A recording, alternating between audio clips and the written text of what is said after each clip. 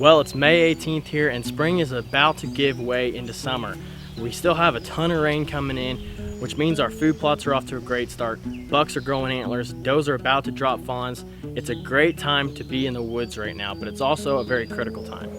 While we still have all this rain coming in May, we're going to go ahead and take advantage of it and create a water hole. We've already installed one, but common sense tells you you're going to be installing a water hole on your property, or you're interested in doing it for one of two reasons. One, to supply water on a dry property, or two, to hunt over it come this fall. Go ahead and install a watering hole on your property in spring or summer, let the deer get used to it. Once October and November rolls around, you have a water hole to hunt over and potentially provide shot opportunities. But that's actually not why we're creating a water hole here on this property. Here in Indiana, we can't hunt over watering holes. We can't hunt over bait, mineral licks, salt licks, feed. We have to actually take everything out about 10 days before the season. So we're gonna go ahead and have to take this out when the season hits. So that begs the question, why are we even going through all this time, this effort, spending the money to put a water hole on this property?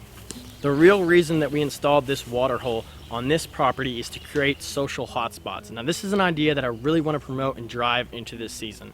The reason that we're creating all of our food plots, we're hinge cutting, or we're creating bedding areas, defining sanctuaries, doing all of this work on this property is to define these social hotspots.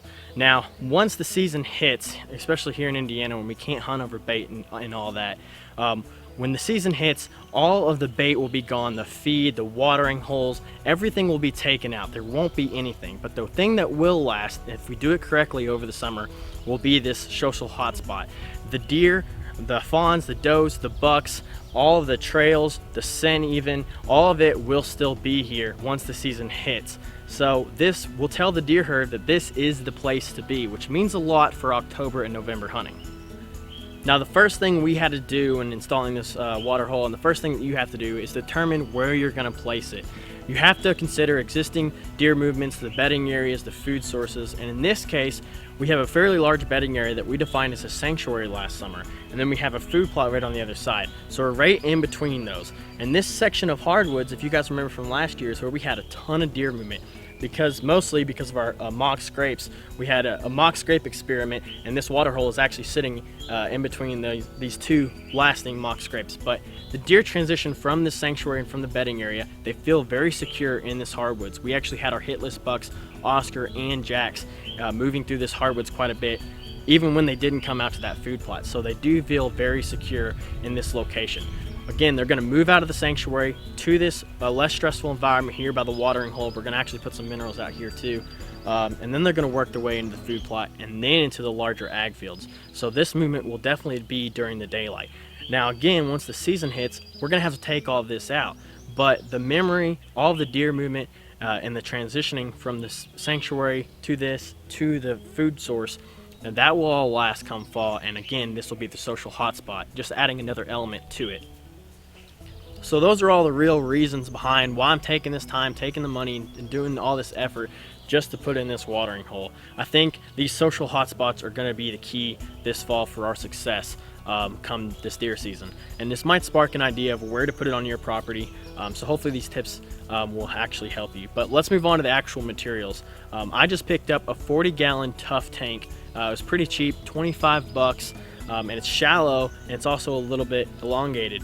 Which is perfect for this type of watering hole. I don't really want something that big. Every time I check my trail cameras, which is once or twice a month, I'm gonna come in here with a 5-gallon backpack or 4-gallon backpack sprayer and maybe a couple buckets and fill this up. So there's really no concern with keeping water in it. I'm just gonna keep coming back and filling up water. But after we had the tank, we brought it in here. All we had to do was dig down just enough to place the tank in decently level with just the top lip exposed. And the reason we're leaving that top lip up is so a lot of don't wash in there. You know, you could dig it in and you could have channels leading to it to gather natural rainwater and actually put water in, so it's kind of self-filling whenever you do get a rain. But really, we're not going to take that much time to do it. I'm just going to come in here, bite the bullet, and fill it up myself. So keeping that top lip up also helps keeping a lot of that dirt that you see around the outside from actually going in there. So we're going to keep it a little bit cleaner. At least that's my hopes with it. So That's actually all the materials that we used. We just had to go. We went to a creek that's actually full of water right now. That's actually not too far away, but it will be dry in a couple weeks, especially if these rains stop. It's usually dry, so there is a good case for water right here. But thankfully, there was a little bit of water that we could actually fill the buckets up and take and fill this tank up. Now with this watering hole, we're actually going to add another element, just a mineral station right next to it. And it may look strange, we're actually going to be putting out 3 different blocks. And the reason we're doing that is we're running a test in another video series about the most common blocks that you really see when you walk into a store if you're looking for a block to set out for mineral stations and trail camera use this summer. But we're going to test deer usage of those 3 blocks and just run a little bit of an experiment. But adding that extra element, those mineral station with this watering hole, we have the sanctuary, we have the food plot. The food plot's not a destination plot. Again, it's more of a staging area plot. It's just a little clover plot this year.